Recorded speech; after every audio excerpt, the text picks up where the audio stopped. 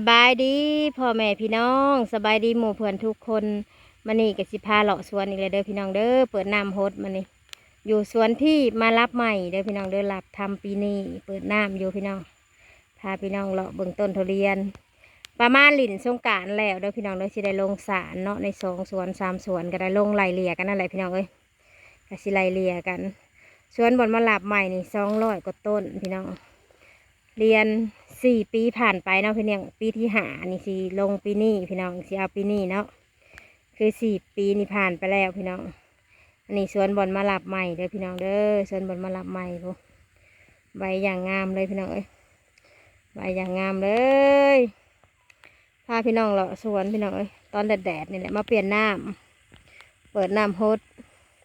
ให้เบิ่งไปรอบๆเลยพี่น้องเอ้ยบ่ได้ย่างเลยมันนี่เปลี่ยนน้ำแล้วก็พา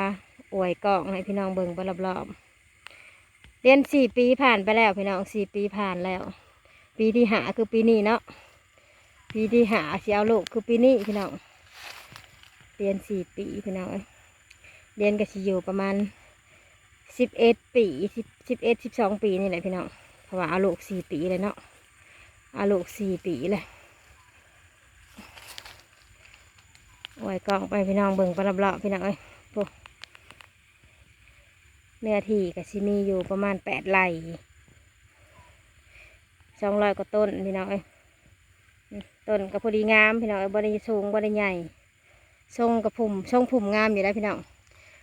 เรียนเพิ่นปลูกห่างพี่น้องงากะใหญ่งาหรือว่ากิ่งนี่แหละพี่น้องเพิ่นเอิ้นกิ่งเนาะเพิ่นเอิ้นกิ่งมันงาก็ได้เห็นบ่พี่น้องหมุนไปให้เบิ่งรอบๆเด้อพี่น้องเด้อเพราะว่า